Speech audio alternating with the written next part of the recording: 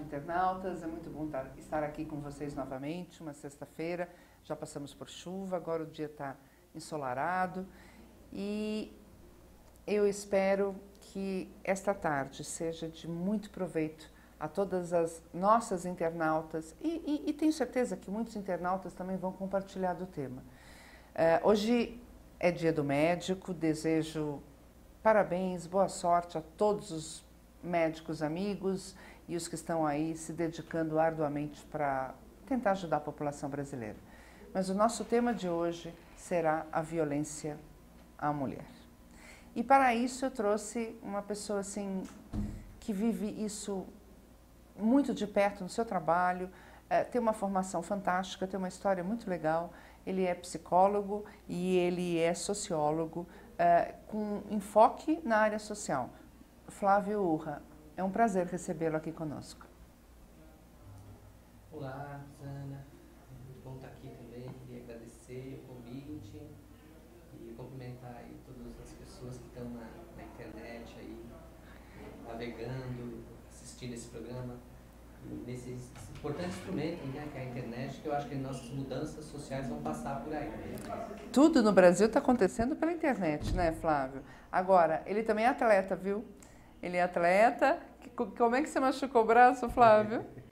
Não, eu não sou muito atleta, não, né? Eu acabei caindo de bicicleta. Eu estava indo para Paranapiacaba de bicicleta, eu e minha companheira, né, que nós pedalamos, e no caminho a gente fica passando por aquelas olhos de gato que é feito no acostamento. Tá. Então a gente, para fugir dele, vai para o asfalto, e aí nessa de subir para o asfalto eu bati, a roda não subiu, eu caí, trinquei o cotovelo. Tá certo.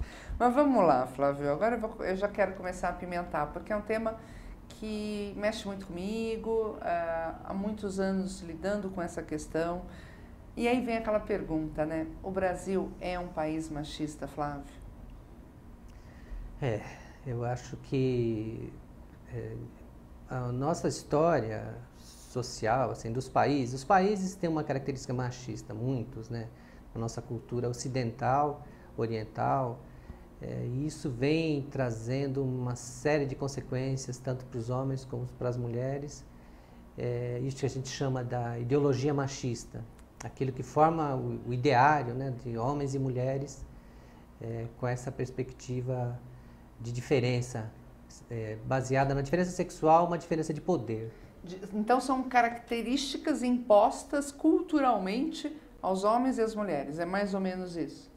É uma série de fatores, mas o ideário é muito forte, né? Que é essa questão da ideologia, porque nós aprendemos a falar num país, aprendemos a língua desse país, com o pai, com a mãe, com os amigos, com os professores, e junto com essas palavras nós aprendemos as ideias dessas pessoas. E aí, num país como o nosso, que é machista, essas ideias a gente aprende desde muito cedo. Então isso vai formando a nossa subjetividade, a nossa linguagem, e a gente se apropria desse machismo, e ele, enquanto não tiver uma reflexão, uma capacidade de pensamento que rompe com essa ideologia, a nossa resposta é machista. Quer dizer, você está dizendo no que tange ao ideário que é aquela insistência no menino ter que ser o forte, tem que dar soco, tem que ser o bonzão da turma para ser admirado, ele tem que ser o dono do poder, para ser... isto no que tange ao homem. É mais ou menos a imposição dessa cultura do homem ainda com o tacape na mão. É mais ou menos isso.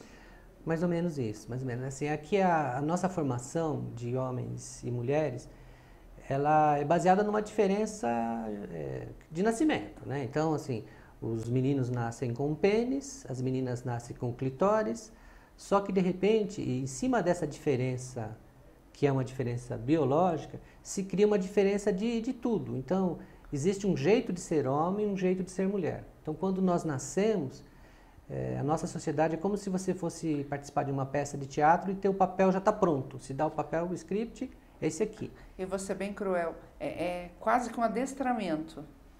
É quase que um adestramento, passa pelo adestramento, sim. você tem o seu papel, então desde pequenininho é esperado uma série de comportamentos para o menino e é esperado para a menina uma série de comportamentos. Então o menino tem um jeito de sentar, o menino tem um jeito de andar, um jeito de falar, um jeito de se postar, né, da postura, um jeito de ter o cabelo, a roupa, tudo é definido pela cultura que ele vive. E a menina também. A menina, se ela começa a sentar de um certo jeito, assim, senta muito, com a perna aberta, todo mundo já fica assim, não, senta direito, não senta que nem menina. Pode ter até 3 anos, né? Mas Bebê, né? Você já começa a doutrinar ela. Isso. E o menino, aquilo também. O menino, se ele começa a ser um pouco mais delicado, todo mundo começa a pressionar o menino. Não, você tem que ser macho. Fala que nem homem, você tem que ser macho. E quando você fala que isto vem desde a família, desde a escola, estamos falando tanto de mães, pais, avós, avós, tios e tias e professoras e professores. Quer dizer, esse roteiro de personagem está inserido em quase que em todo cidadão brasileiro, seja homem, seja mulher. É mais ou menos isso? Sim. De uma forma cruel? A ideologia, o que eu chamo, né, de ideologia, é quando uma relação desigual de poder, quer dizer, uma relação de dominação de uma pessoa sobre outra, de um grupo sobre outro, está sendo mascarada, escondida, como se não existisse. Então a ideologia faz isso, a ideologia faz com que a gente não perceba a desigualdade, que a gente não perceba uma desigualdade que é estrutural. Quer dizer, a gente tem uma sociedade que está estruturada de forma a dar mais poder e riqueza aos homens do que às mulheres, aos brancos do que aos negros, aos adultos do que às crianças, adolescentes e idosos. Então, tem uma concentração de poder no homem branco, heterossexual, que mora de preferência no hemisfério norte, né, que tem mais poder, e adulto.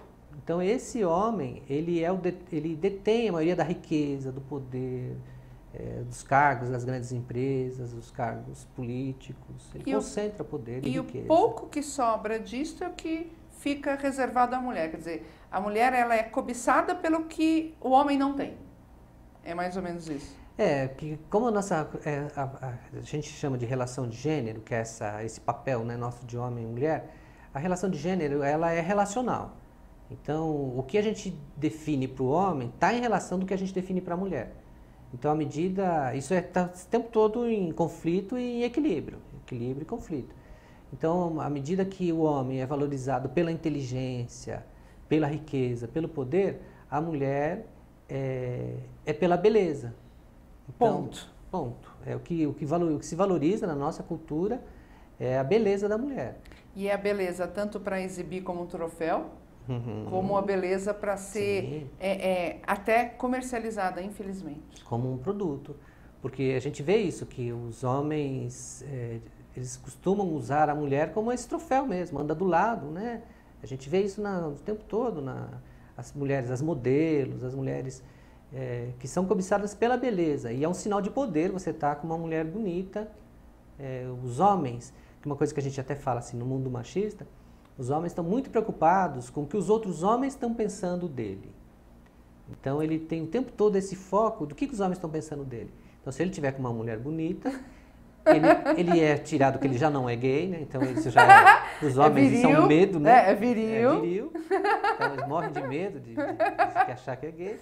Então ele anda com uma mulher bonita e aí os homens acham, olha, ele é um homão, né? Poderoso. E isso é muito difícil. Esse eu acho que é o mais difícil da nossa cultura para a gente romper, é porque o homem é valorizado por isso, desde pequeno. Então a gente ainda na infância, na escola, nas turmas, o menino valorizado é aquele menino que briga, é o mais forte, é aquele que se impõe, que manda. Então é ele que é valorizado. A gente vê numa classe, tá lá os meninos brincando, o menino mais valorizado é aquele bagunceiro, que está rodando o caderno, que sobe em cima da carteira, que fala alto. Ele que é valorizado. E as meninas valorizam e os meninos valorizam. Então é muito difícil da gente romper. No resto da sociedade também, que o homem valorizado é aquele que é rico, que é poderoso, que passa por cima de todo mundo. Então, ele tem que ter sempre uma vantagem em relação ao grupo que ele está. É mais ou menos isso. É mais ou menos isso. Então, na cultura masculina, essa questão da competição é muito forte desde pequeno. Então ele tem que se sobressair. num grupo de meninos, ele tem que ser o melhor. E você fala, né, que o homem ele é educado a ter esse papel, a se mostrar o poderoso. Não tem um pouco de insegurança nesses homens, justamente porque ele tem que estar sempre se provando e buscando e tentando provar para esse grupo de outros homens que ele é o must?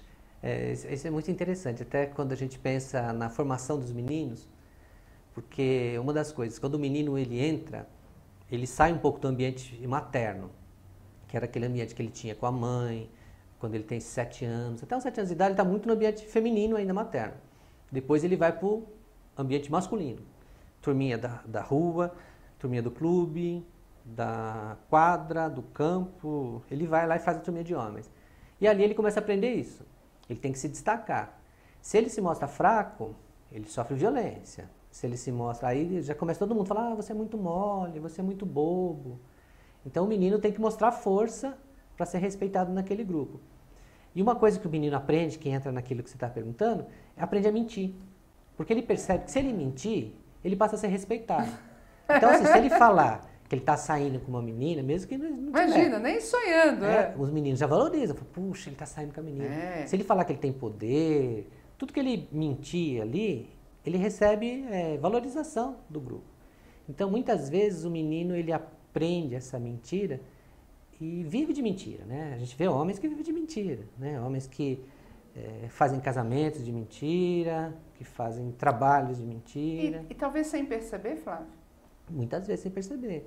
Ele vestiu tanto aquele papel, né, para se sobressair psicologicamente, sim, né? E não percebe. Muitas vezes ele tá nesse ciclo, ele quer ser respeitado, ele quer ter dinheiro, ele quer ter poder, e ele não tem consciência da falta dele, né? Ele não está ali, né, enquanto pessoa. É um personagem. Mas então, dentro desse raciocínio, se aos 7 anos ele começa a buscar no grupo masculino dele alcançar o destaque, em que momento passa-se a ele a questão de ser violento com a mulher? Em que momento surge isso? Então, o que a gente vê nesses grupos de meninos, assim, é que os meninos têm uma brincadeira violenta. Então, as meninas, a gente percebe no convívio das brincadeiras, elas têm uma preocupação uma com a outra, elas se arrumam, se penteiam, se maqueiam, se trocam, tem um contato físico, se abraçam, se beijam. Isso no mundo feminino é permitido. No mundo masculino, isso é freado. Então, o menino entra nessa turma, um menino não pode fazer carinho no outro menino. Se ele encostar a mão, ele sofre repressão do grupo, violência do grupo. Geralmente esse grupo tem alguns meninos que são mais velhos, mais fortes, e eles oprimem os menores. Então eles batem, tomam dinheiro, agridem. Se o menino é muito bonzinho, às vezes aquela relação que ele tinha com a mãe, bonzinho, aí ele vai para esse grupo, ele sofre uma série de violências até ele conseguir sustentar o grupo, se tornar violento. Tá. Né? Muitas vezes o único jeito de romper com a violência é se tornar violento. Então a gente passa por um exercício de violência. Então às vezes passa por abuso sexual, a gente sabe de turmas de meninos que abusam sexualmente dos meninos menores. A gente aprende a sexualidade com esses meninos. Então a sexualidade dos meninos... Já de uma forma violenta, então? De uma forma violenta, de uma forma sem afeto. Animalesca. Animalesco. Porque o menino ele aprende com a revista, com o vídeo, com o filme. Ele aprende uma sexualidade imaginária, não é com o ser real. Então ele cria aquele personagem na cabeça dele de mulheres que não existem.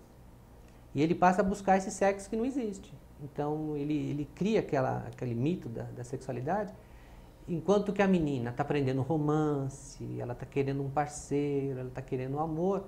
Entre os meninos, isso não é permitido. Então o menino que fala que gosta de uma menina, é repudiado. Você fala que gosta da menina, os meninos falam, não, você não tem que gostar, você tem que se aproveitar. Então entre os meninos, toda a cultura é feita de uma forma violenta. E o menino começa a exercer violência. Então, nessa turminha, muitas vezes ele cria uma dupla personalidade, né? É muito comum a gente ver o menino em casa, bonzinho, dócil, obediente, carinhoso. E vai para a rua, violento. Porque às vezes a mãe não reconhece. A mãe encontra com ele e não reconhece esse menino. Me interessa essa pergunta, porque ele pode exercer os dois papéis, isso é uma coisa, Agora, ter dupla personalidade é algo, né, muito complicado. Sim, sim. E o número de incidência é grande, por conta desta vivência. A turma de meninos é uma coisa muito forte, assim, porque o que a gente percebe que o menino, como a gente se forma nesse ambiente da turma de homens, e a gente tem a ideologia machista. Então, Sim. a ideologia machista, os meninos acreditam que os homens são melhores que as mulheres. Eles têm certeza, né? Eles acreditam que os homens são melhores que as mulheres. Então, o que é a coisa do machismo? O machismo ele acha que o homem é melhor, então ele quer estar com os homens. É o amor pelo igual. Tá. Então, ele ama os homens, ele gosta dos homens. Então, um machista jamais vai querer sair com uma mulher para conversar. Né? Não vai sair com ela para conversar, não vai querer ir no cinema, não vai querer falar sobre um filme, sobre um livro, né? Não vai. Para ele, isso se faz com um homem. Com uma mulher, você faz sexo, né? Na cabeça do machista, ele não consegue manter... Tem aquela frase que a gente fala, homem não pode ter amizade com uma mulher. É uma fala machista. Extremamente machista. Agora, aonde que uma mãe com uma criança de 7 anos pode começar, talvez, a interagir de uma forma diferente para mudar? Você acha que isso é possível ou ele vai sucumbir a esse grupo enquanto esse ideário masculino não mudar? Então, a gente tem que fazer um movimento. Eu acho que tem que ter um movimento, sim. Eu acho que a gente tem que ter um movimento em casa. Eu faço esse trabalho, né, com violência contra a mulher, principalmente na perspectiva dos homens, de masculinidade, que a gente chama, né, masculinidade. E tem vários homens no Brasil e no resto do mundo também, em vários países, que fazem essa discussão nesse sentido de romper com a violência masculina. E a gente procura, assim, por exemplo, você tem um exemplo de uma conduta não violenta, uma conduta de dividir tarefas, uma conduta de respeito, de jamais usar violência. E isso influencia um filho, uma filha. E a gente tenta manter isso em casa. E a outra coisa, selecionando um pouco do que essa criança assiste, né? Sabe que a televisão é um instrumento poderoso, que passa uma série de violências também. Nossos heróis são extremamente violentos, né? Nos filmes, eles praticam violência o tempo todo. Então a gente tem que tentar um ambiente o mais respeitoso possível. E procurar grupos, internet. Inclusive na internet. Procurar grupos, procurar pessoas, movimentos, onde que essa prática de amizade, muitas vezes o único lugar que a gente encontra isso é na religião. Apesar da religião ser muito machista, muitas, né? Elas têm essa coisa da solidariedade, do afeto. Até tem alguns grupos que a gente faz com homens violentos, e às vezes esses grupos violentos, eles começam a ter um tom religioso no grupo. Sabe? A gente não puxa para a religião, mas daqui a pouco você começa a ouvir umas falas assim, cristãs, porque parece que é o único caminho que passa dentro do homem. Por onde ele se permite ser mais frágil. Que ele se permite respeitar o próximo, amar o próximo. Tá, o discurso é mais forte. Então, às vezes a gente está nesses grupos de homens e começa a surgir essa questão religiosa como... E de homens agressores, né? Eu trabalhei com grupos de homens agressores, né? Homens que foram condenados pela lei por ter cometido a violência contra a mulher e vêm para esse grupo. E nesse grupo eles têm o único caminho que passa por esse amor é a religião. Então, mas eu já trabalhei na FUNAP, eu fiquei 1 ano dentro da casa de detenção. E você, de fato, no sistema prisional ou nos egressos, esta coisa da religião vem, né? Talvez alguns encontrem realmente essa luz, mas outros não. E quando você trabalha com um grupo de homens não condenados ainda, também vem essa religiosidade? Também. Porque até uma coisa assim, que quando a gente começa a trabalhar com um homem autor de violência, muitas vezes a gente faz um perfil que né? A gente cria esse perfil, a gente imagina que é o homem usuário de drogas, que é o que bebe. A gente cria um imaginário desse homem ou doente, ou com um problema psiquiátrico. E os homens que vêm para esse grupo, tem muitos religiosos mesmo. Porque o que está? É uma rigidez. Muitos desses homens agressores são rígidos. Então, do jeito que... Tem aquela mesma concepção que a gente tem para educar uma criança, e muitas vezes a gente usa da violência para educar a criança dizendo assim, você errou, por isso eu vou te bater. É a mesma lógica que ele segue em relação à mulher. Então ele cria uma lógica. Você não cozinhou, por isso eu vou te bater. Você não cuidou da casa, você ficou o dia inteiro fora. Então vou cometer violência nesse sentido. Então, assim, homens com um discurso religioso, com um discurso moralista, rígidos, eles têm esse perfil. E o ciúme, onde entra o ciúme nessa história, nessa relação homem-mulher, na violência, no querer ser o dominador, né? O ciúme vem daquela insegurança que eu coloquei? Sim, porque até voltando, né, que eu acabei na hora a gente vai e volta, né? Claro que você falou dessa coisa da insegurança, que é muito interessante a gente pensar que nós, os homens, esse ideal de masculinidade, do herói, do corajoso, do forte, do valente, é um ideal inatingível. É um ideal frustrante, portanto. Frustrante.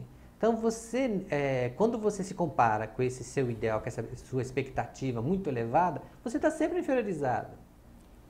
Você nunca vai alcançar. Está sempre infeliz. Sempre infeliz. Você nunca vai ser esse homem. Porque esse homem né? não existe. Me vem a imagem do Rambo, né?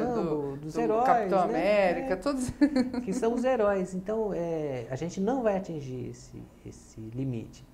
E aí bate a insegurança.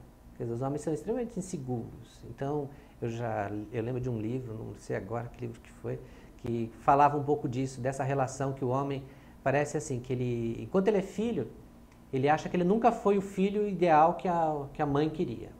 Depois ele se casa ou tem uma companheira, ele acha que ele nunca vai ser aquilo que a companheira queria, aquele ideal. É como se ele estivesse sempre se sentindo inferiorizado em relação aos outros homens. Por isso, talvez, essa necessidade de se impor para ser visto, tudo isso né? porque ele não consegue ser o herói que fizeram ele acreditar que ele seria. Que seria, que é o, Nossa, que é o que esperado coisa para os perversa, homens, né? Que coisa triste. Então, e aí a gente vê muitos homens, até no ato de violência. Então, a gente vê depoimentos assim, do homem falar que cometeu a violência porque ele não tinha mais o que falar. Ele não tinha mais o que dizer. Às vezes eles estavam discutindo, e ele não tinha mais o que Argumento dizer. algum, né? Claro. Aí perde, aí ele explode na violência. E aí eu faço uma pergunta.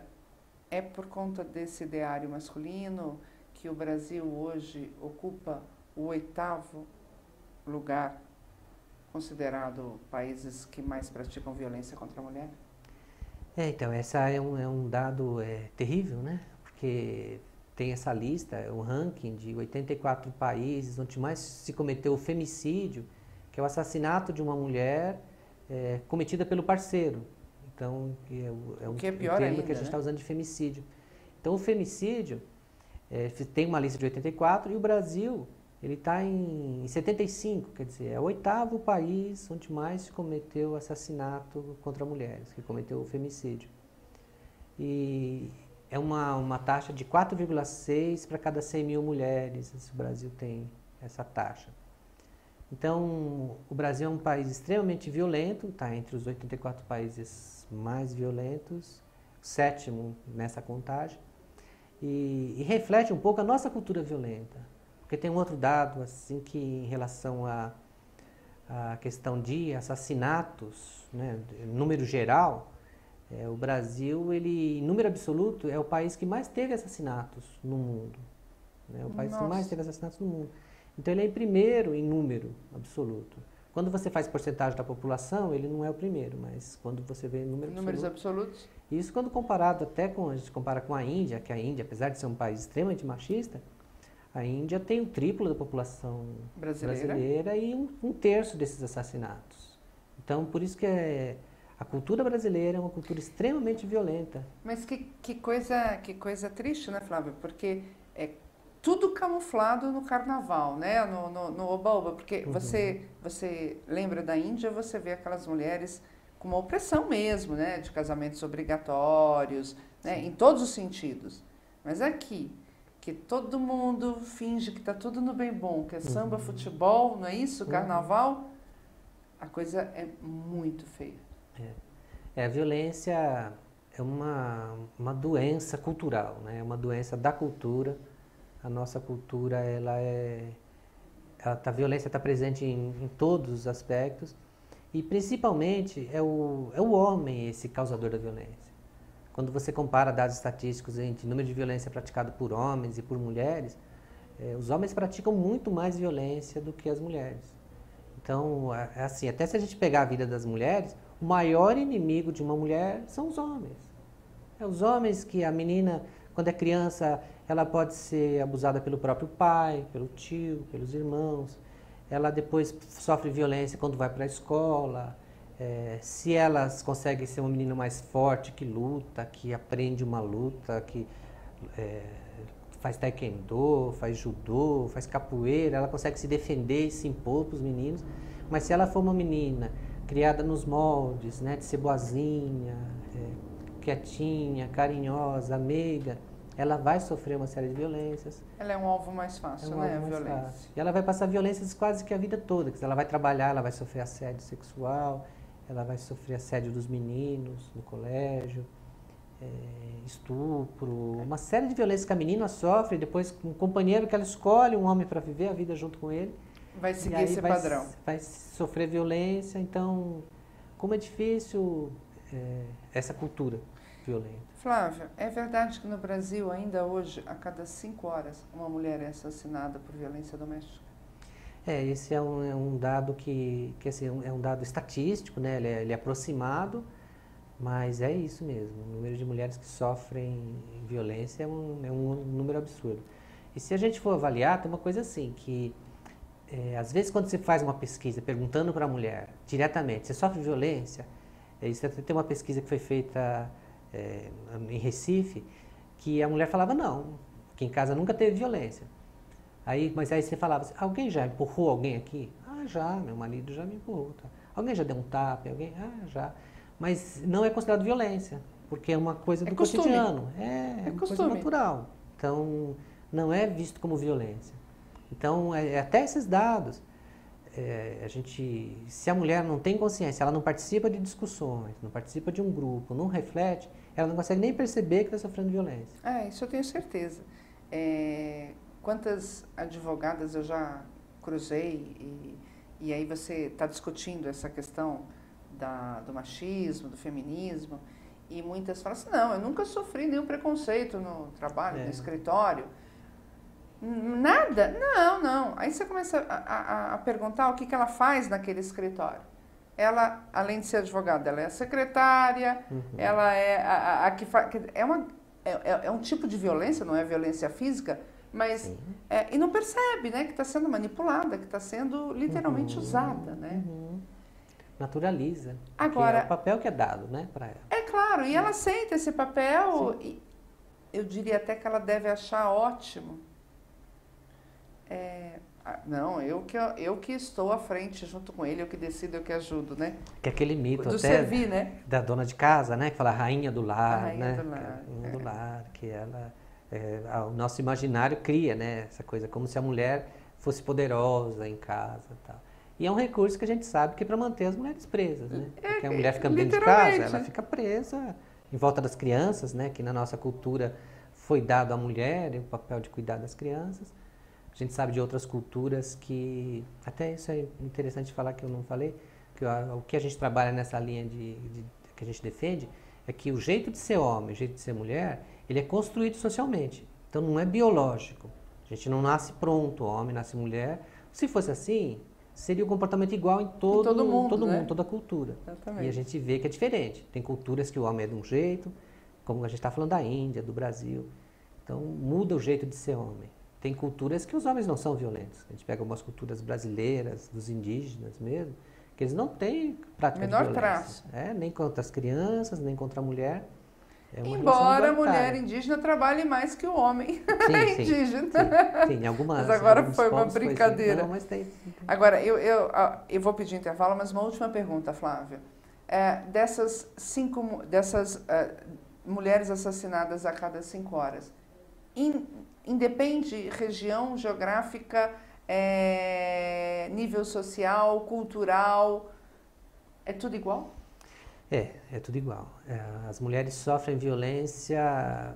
Nós temos na nossa cultura, aqui no Brasil, a gente cria uma coisa da estigmatização da pobreza, né? Então a gente acredita que todos os problemas estão focados na pobreza. Então, são desonestos, se existe roubo é por causa da pobreza. Então, existe toda uma cultura de achar que, inclusive, tem mais violência nas pessoas, nas famílias pobres, nas favelas. E não é verdade. A gente sabe que a questão da violência contra a mulher, ela acontece muito nas classes dos estratos mais ricos da sociedade. Essa violência é presente. Às vezes, a parede é mais distante do vizinho, então o vizinho não ouve essa violência. Às vezes a mulher sofre violência e ela não pode falar porque o nome da família vai aparecer no jornal.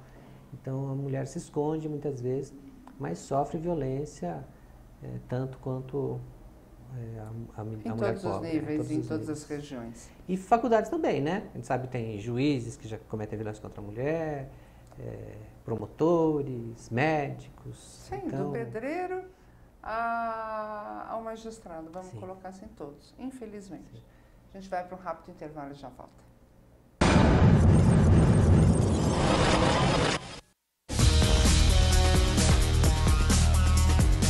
Nossa ideia para a campanha de lançamento da Nova Saveiro foi trazer o universo da aventura para esse segmento, né? O usuário desse tipo de picape falam da aventura, mas falam de uma aventura extrema. Então, o grande desafio era como trazer um extremo da aventura para a comunicação e todo mundo se integrar nela.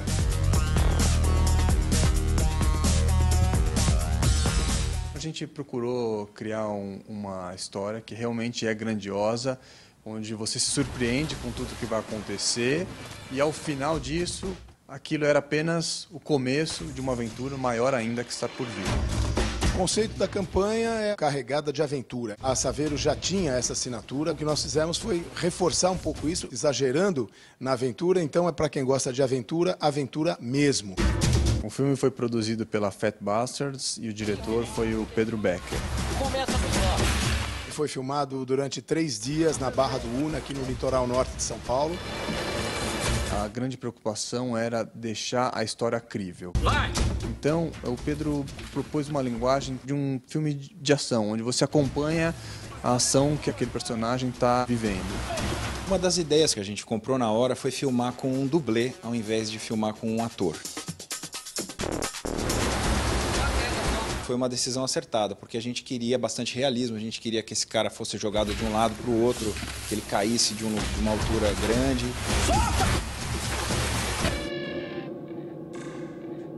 Ele acabou usando uma roupa toda especial para se proteger por baixo da roupa da camisa que ele usa no filme. A gente queria ver o filme e acreditar na história. Para isso, a gente usou todos os recursos que a gente pôde, como o ator interagir com uma boia gigante, uma boia pendurada por um guindaste. Para criar esse monstro, a gente pesquisou diversos tipos de animais reais e mitológicos. Ele tem um corpo alongado, parece o de uma cobra, mas ele também tem uns espinhos aqui na cabeça, tem uma cabeça que parece de um dragão. Tinha uma equipe enorme de filmagem. A equipe de pós também foi acompanhar as filmagens para poder saber se a interação que o ator estava fazendo com a boia era crível e era real, para depois eles trabalharem em cima com um modelo em 3D.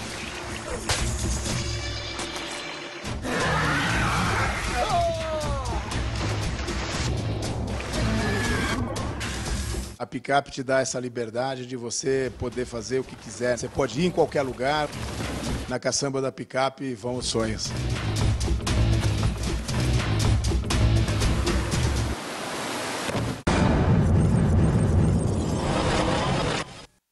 Eu estou aqui com muita vontade de fazer uma pergunta. O que te levou, como profissional, a ficar, cuidar e se empenhar nesse tema, violência doméstica à mulher? Então, eu não sei se tem um fato. Parece que as coisas foram me levando, a vida profissional foi me levando. Eu fiz eu já tinha uma faculdade de Ciências Políticas e Sociais, então já tinha um pouco da discussão política, fazia um pouco esse questionamento da luta de classes mesmo, né? Lendo bastante Karl Marx, Lenin, então tinha um pouco dessa discussão. Mas não tem nenhuma fala de gênero na faculdade de Ciências Políticas e Sociais. Lamentavelmente. Aí fiz psicologia, também não existe nenhuma discussão de gênero na faculdade de psicologia. Não se fala nisso, né? Por isso que a ideologia funciona tão bem assim. Então a gente não fala disso.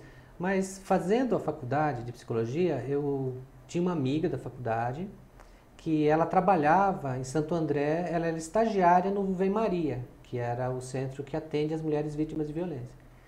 E aí essa minha amiga foi montar esse grupo, que era o Programa de Gênero e Cidadania. Era um grupo chamado Programa Gênero e Cidadania, montado pela Prefeitura de Santo André, que era para discutir relações de gênero e violência contra a mulher com a população da cidade. E aí ela via no meu discurso que eu tinha o discurso de gênero, sem falar a respeito, mas via assim, que eu tinha um cuidado em relação ao meu filho, que eu tive meu filho hoje está com 20 anos, mas eu vivi muito a questão da paternidade com ele, de estar com ele, de viver, eu ia trabalhar, levava ele, que eu tinha um horário mais flexível, então ela via esse meu jeito com ele e viu que eu tinha um perfil para trabalhar com essa questão. Tá. E aí ela me convidou para trabalhar nesse programa Gênero e Cidadania, que era um programa que éramos 3 homens e 3 mulheres. Então, uma equipe de 6 pessoas, que ficávamos no Vem Maria, que é o centro que atende as mulheres vítimas de violência, porque a necessidade de montar esse grupo surgiu quando as mulheres começaram a questionar, elas estavam lá vivendo o grupo e falavam assim, poxa, eu estou sofrendo violência, eu não quero sofrer violência, então vocês precisam trazer meu marido aqui para ele ouvir isso. Ele precisa ouvir isso que você está me dizendo. Que eu falo, mas ele não escuta. E aí surgiu essa ideia de montar um programa que a gente fizesse também oficinas com os homens. Então nós começamos a fazer trabalhos, tanto com as mulheres como com os homens na cidade. Então íamos para as escolas, para os clubes, para as mulheres que recebiam renda cidadã, para as cooperativas, e fazíamos essa discussão com mulheres e com homens. Às vezes grupos mistos e às vezes grupos só de homens. Só que é muito difícil você conseguir montar um grupo de homens, porque os homens fogem dessa discussão. Né? Eu ia perguntar como é que vocês conseguiram montar o grupo com os homens. Não, era só quando eles eram obrigados. Né? Então eram grupos, assim, por exemplo, de uma cooperativa de reciclagem, que os homens não tinha jeito. Não tinha jeito, tinha que ficar. Os guardas municipais. Então nós temos uma experiência muito bacana com a Guarda Municipal de Santo André, que era uma turma de 50 homens, e nós fizemos uma série de 12 oficinas com esses homens, discutindo essa questão da violência contra a mulher, violência contra a criança, racismo, e dava um impacto muito grande na vida desses homens, assim, à medida que você vai aprofundando a discussão. E aí dessa experiência, nós montamos o grupo então com homens agressores, ainda era na lei 9.099, não era na lei Maria da Penha, não existia ainda, foi 2004, então nós fizemos esse grupo de agressores.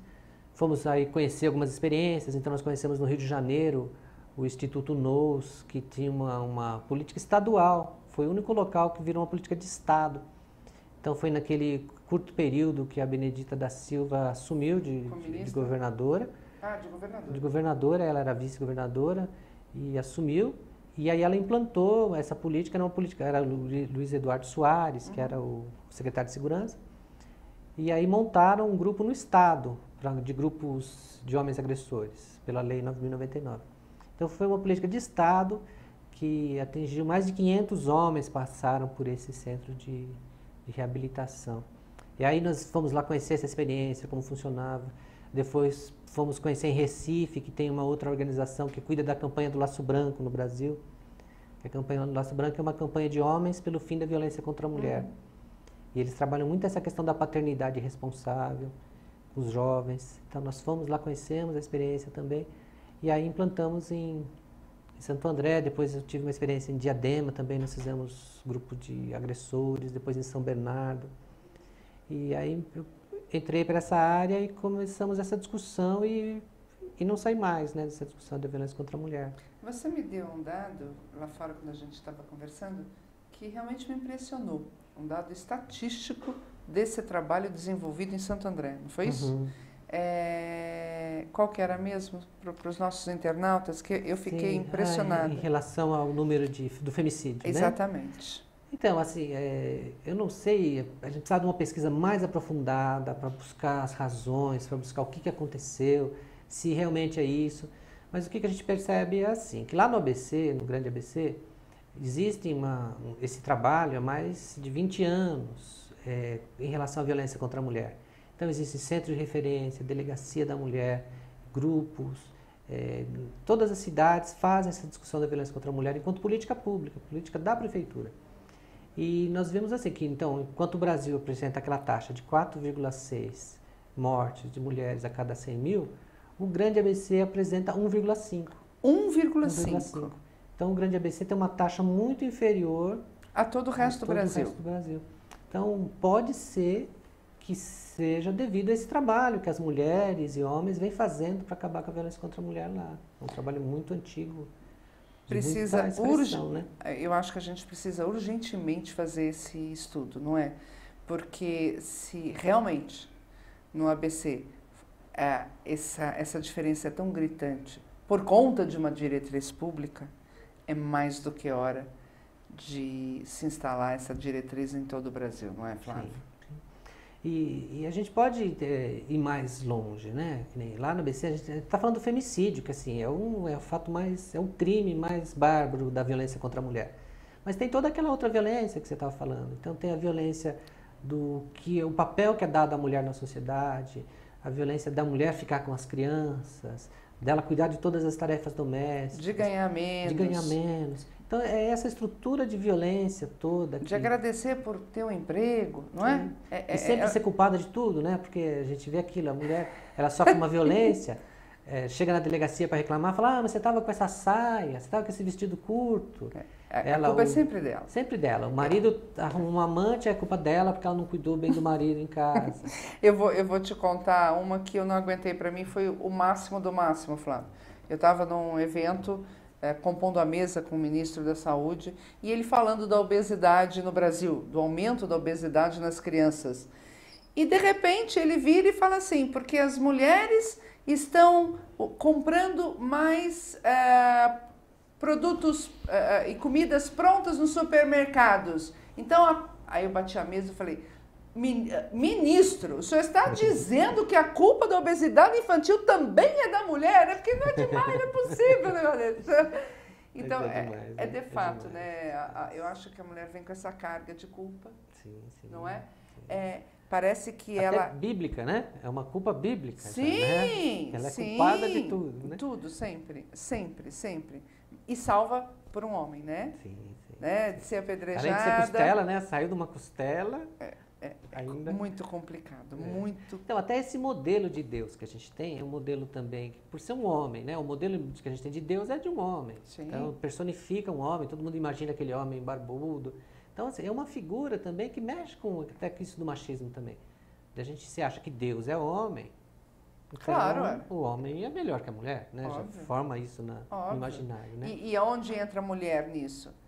A mãe de Deus, não é? Que apesar de ser mãe, é virgem. Sim. Né? Que Quer não dizer, pode ter sexo, nem né? isso, né? Nem isso. Nem sexo ela não pode ter. Meu Deus, não é fácil. Agora, eu achei muito legal, você falou lá que o trabalho que vocês fazem nesse grupo é de potencializar, achei muito bonito, até anotei, potencializar, empoleirar e empoderar a mulher, né? É tentar ensinar as mulheres que elas podem também vestir esses outros papéis, né, masculinos. E ao homem trazer a sensibilidade, né? E aí eu pergunto, como é a reciprocidade dessas mulheres? Elas conseguem perceber que elas podem e devem se empoderar, e os homens conseguem perceber que eles podem ser muito mais homens se sensíveis forem? Esse é o norte do nosso trabalho. Então, assim, inclusive, eu acredito que esse trabalho de masculinidade, ele tem que sempre estar ligado à questão da violência contra a mulher.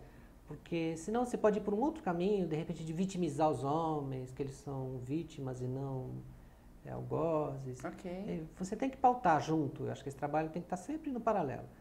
Então você tem que fortalecer a mulher, para ela ter cada vez mais autonomia, para a menina saber jogar bola, lutar, para ela saber se defender, disputar o emprego, disputar a eleição, disputar poder.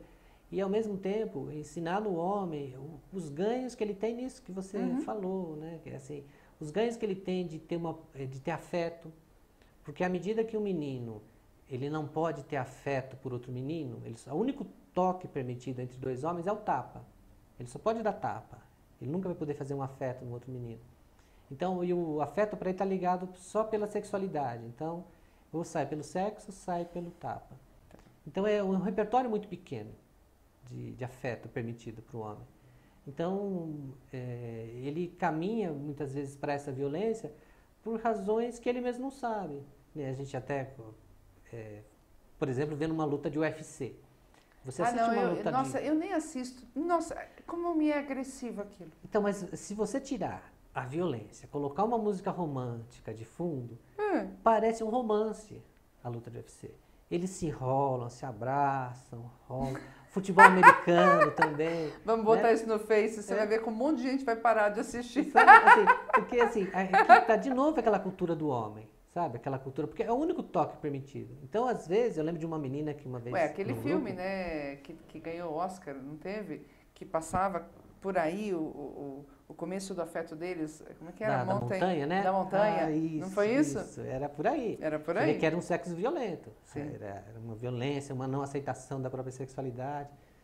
E aí a gente vê que os meninos, muitas vezes, eu lembro que uma vez a gente falando isso numa oficina, e uma professora falou assim, puxa, sabe que eu tenho um aluno que ele era muito violento, ele brigava.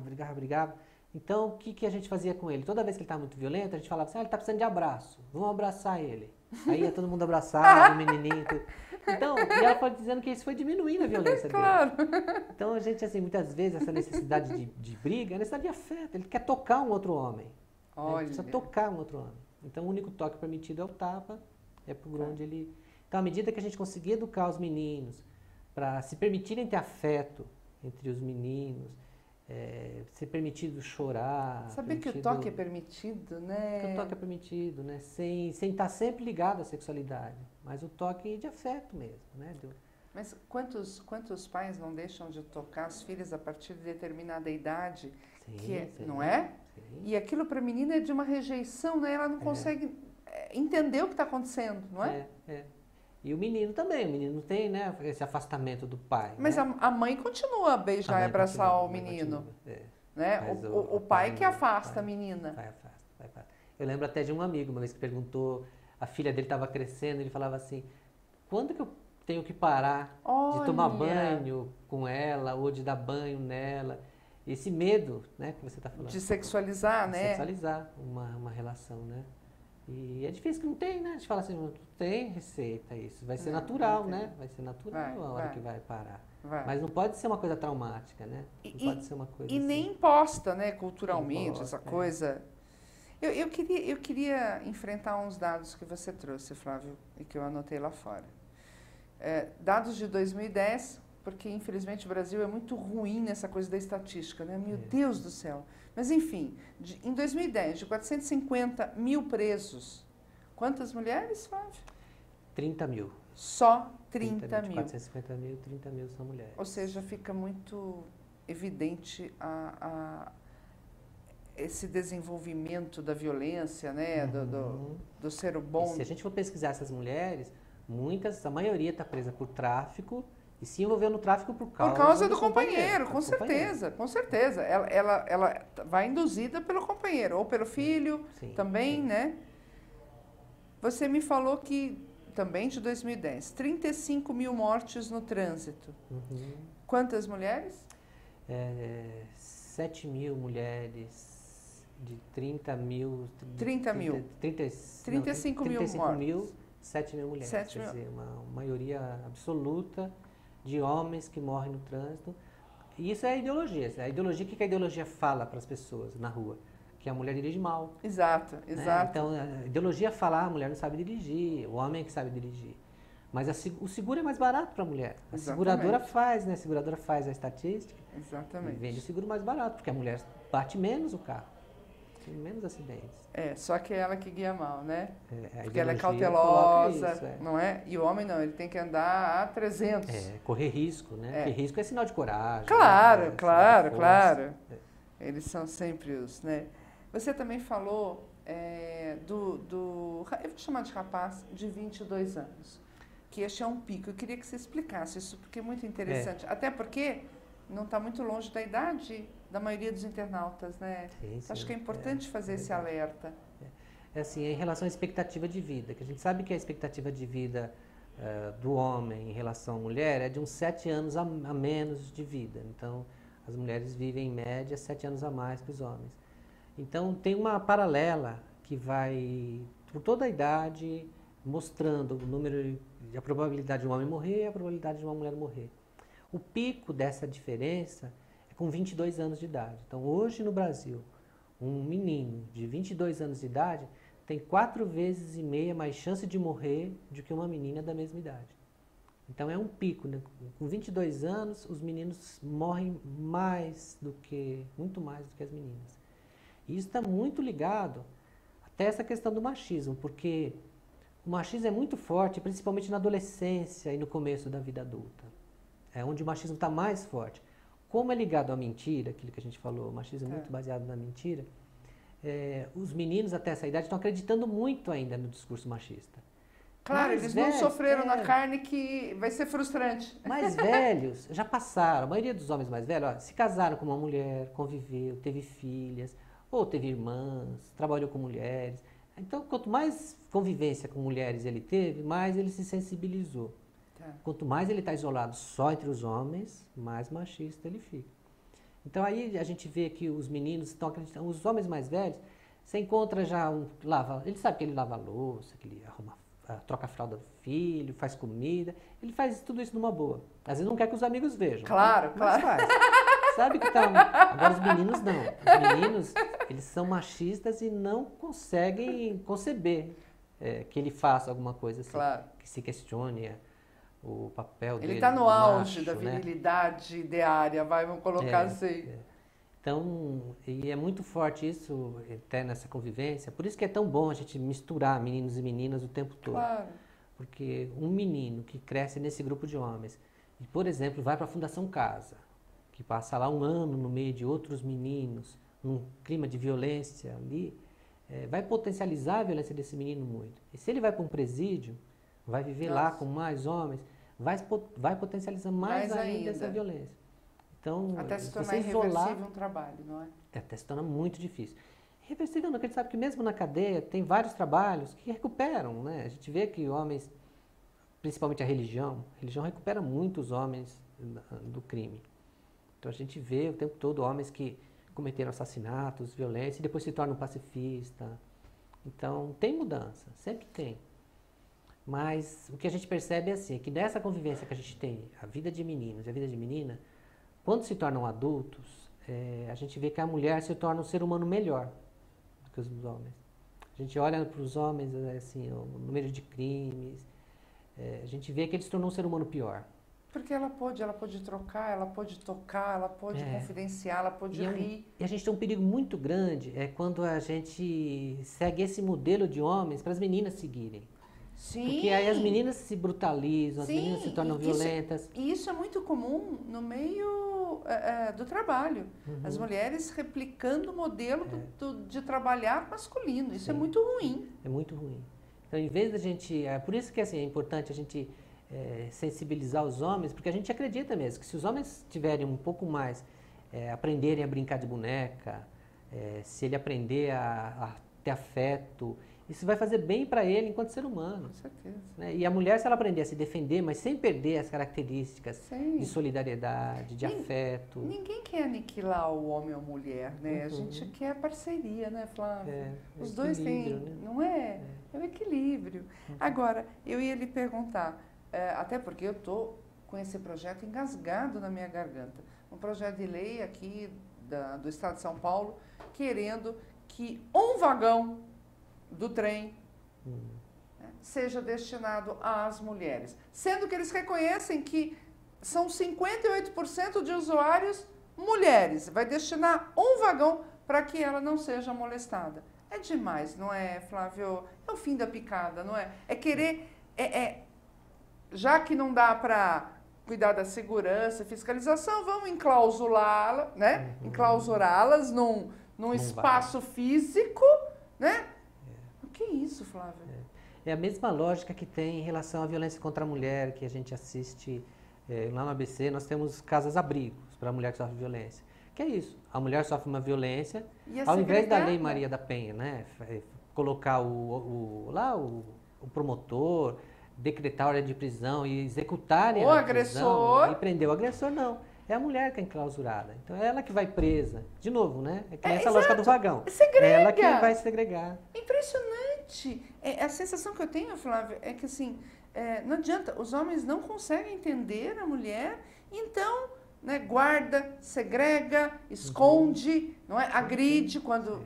Não é isso? Porque repassando a mensagem, que o lugar delas é em casa, ela tem que trancar ela em casa, ela tem que ficar em volta dos filhos. Então, mas a mensagem que o passa que está todo. por trás disso? Trancar em casa porque é uma propriedade dele. Sim, é uma propriedade, é uma forma de não ter até a concorrência, né? Porque à medida que ela está em casa, não tem concorrência. A insegurança. Ele tem o poder da rua, né? Barrabás, é uma loucura. E aí, a gente está se encaminhando já, é uma pena para o nosso final, mas eu queria perguntar, o que podemos fazer para melhorar? Porque nós estamos com 50 anos de feminismo, não é, Flávio? Conseguimos muita coisa, a Constituição Federal está aí, a igualdade no papel está aí, mas a gente sabe que estamos patinando ainda em algumas outras coisas. O que você acha que falta, Flávio? O que é necessário? Esse discurso de gênero é um discurso que tem 50 anos, então é um discurso muito novo ainda não está incorporado, como a gente disse, nas faculdades. À medida que a gente conseguir estar esse discurso mais presente nos cursos universitários, esse discurso está presente nas escolas, no colégio, no primário, na creche. É um discurso de gênero que ele tem que estar vivenciado pelas pessoas. Então as pessoas têm que vivenciar isso, desde lá, ensinar a criança a falar, o trato do respeito entre as pessoas. Uma mulher mais empoderada vai conseguir criar crianças mais empoderadas também, à medida que ela está se tornando mais sujeito da história. Um homem mais sensível vai conseguir passar esse modelo de mais sensibilidade também para o filho. Então vai ser nessa mudança de cultura que tem que passar por aí. Tem que ser a escola principalmente, tem que ser a televisão, que nem um espaço como esse mesmo, esse discurso está presente. Porque, como a gente disse, essa violência está escondida. As pessoas não veem que ela existe. É impressionante como se consegue esconder com essa tropicália brasileira, não é? E se naturaliza, porque a gente não aceita um crime de um homem, mesmo um roubo. O roubo é feito um carnaval em cima, assim. E agora você fala que ele bateu na mulher, todo mundo já imagina, mas isso foi uma briga, né? Foi uma briguinha à toa. Não, vai ver, ela mereceu, né? Mereceu. Entre amigos então, ali na roda. Não é considerado um crime ainda. Né? No nosso imaginário, a violência contra a mulher ainda não é crime, ainda é uma coisa legitimada e aceita. Né?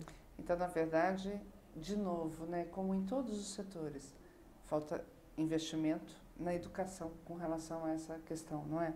Principalmente. E aí você chega na falta, portanto, de diretriz pública. Tirando o ABC, que pode ser que, né, que se comprove, né? que esse trabalho realmente surta efeito. Olha, um grande prazer, Flávio, estar com você.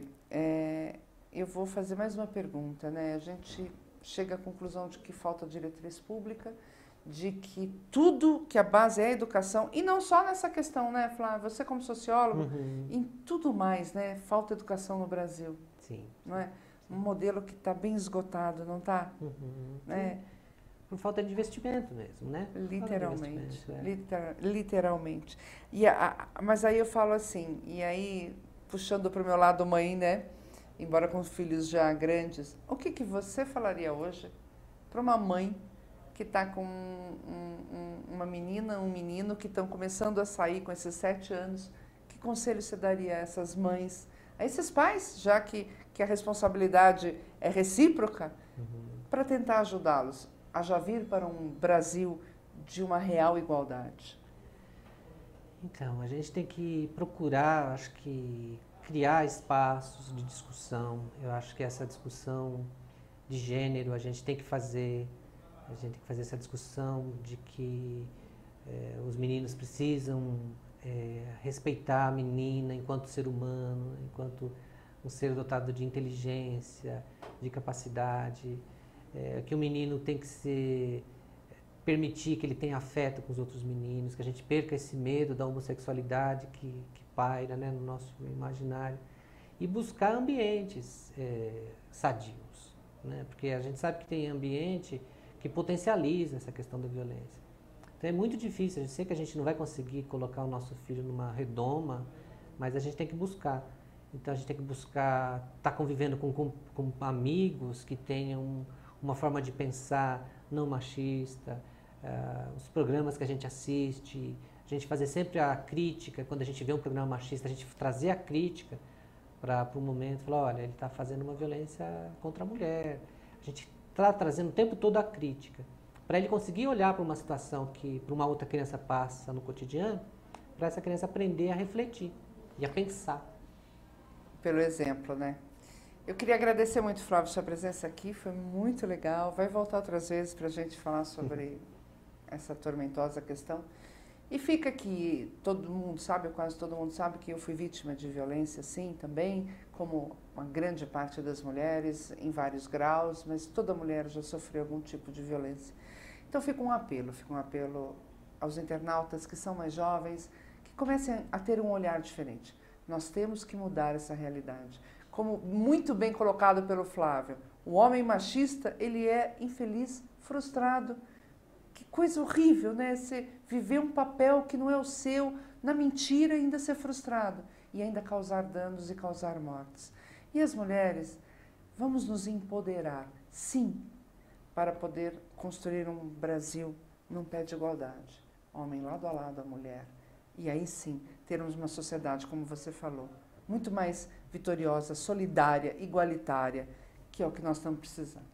Fiquem com Deus, bom final de semana e até semana que vem.